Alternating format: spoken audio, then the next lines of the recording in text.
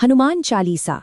हम में से ज्यादातर लोगों ने इसे पढ़ा या सुना होगा, पर क्या हमने कभी इसकी पहली दो चौपाइयों के गहरे मतलब को समझने की कोशिश की है?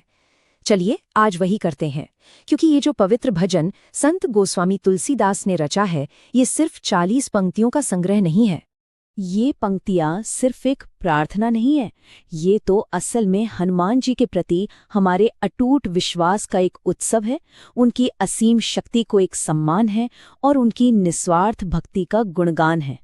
तो फिर सवाल ये उठता है कि सिर्फ इन शब्दों को दोहराने से आगे बढ़कर इनके गहरे अर्थ को कैसे समझा जाए और उस शक्ति को महसूस कैसे किया जाए। अच्छा, इसे समझने के लिए सबसे पहले इसके रचयिता को जानना जरूरी है। महान संत गोस्वामी तुलसीदास, वही जिन्होंने रामचरितमानस की रचना की थी। और जानते हैं, उन्होंने चालीसा को जानबूझकर अवधी भाषा में लिखा।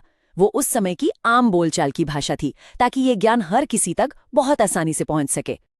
तो चलिए पहली चौपाई की पहली पंक्ति की गहराई में उतरते हैं। जय हनुमान ज्ञान गुण सागर। ये पहली ही लाइन हनुमान जी की एक बहुत ही शक्तिशाली तस्वीर हमारे सामने रखती है।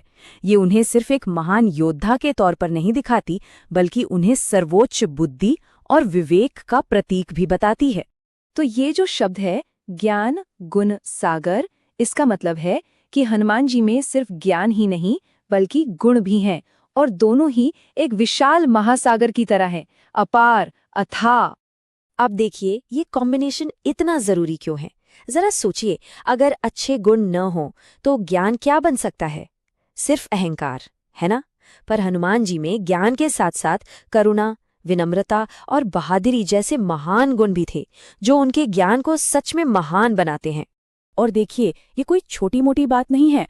जब भगवान राम पहली बार हनुमान जी से मिले थे तो उन्होंने खुद उनके ज्ञान को पहचाना था और लक्ष्मण से कहा था कि वे तो वेदों के ज्ञाता हैं। मतलब उनकी बुद्धिमत्ता पर तो खुद प्रभु ने मोहर लगा दी थी। अब आते हैं दूसरी चौपाई पर। रामदूत अतुलित बल धामा। ये पंक्ति हनुमान जी की पहचान का एक और बहुत ही जरूरी पहलू हमारे सामने रखती है।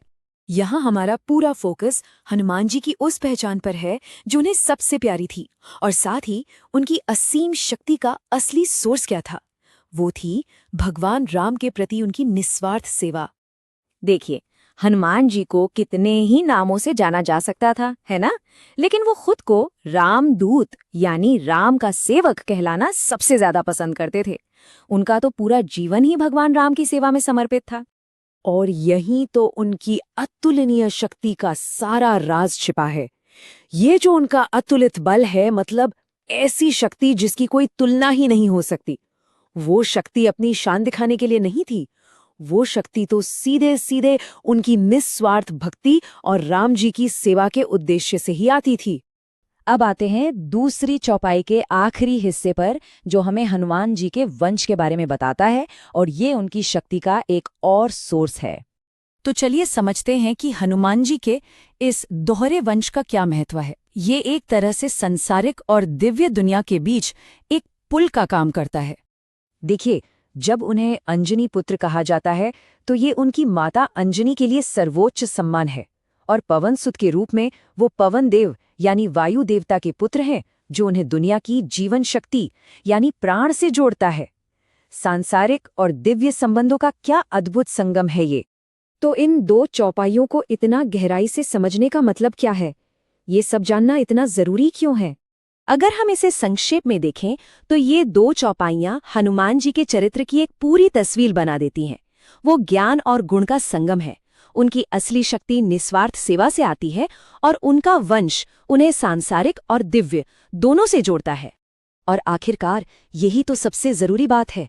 जब हम इन श्लोकों को सिर्फ रटते नहीं बल्कि इनका अर्थ समझकर जाप करते हैं, तो ये केवल शब्दों को दोहराना नहीं रह जाता। ये एक सचेत कोशिश बन जाती है हनुमान जी के उन दिव्य गुणों को, ज्ञान, गुण, सेवा और भक्ति को अपने अंदर जगाने की। तो इस पूरी चर्चा को एक सवाल के साथ खत्म करते हैं। जब हम इन पंक्तियों के गहरे मतलब को जान लेते हैं, तो क्या प्रार्थना का एहसास बदल नहीं जाता? क्या हमारी भक्ति और गहरी नहीं हो जाती? ये एक ऐसा सवाल है जिसका जवाब हम सबको अपने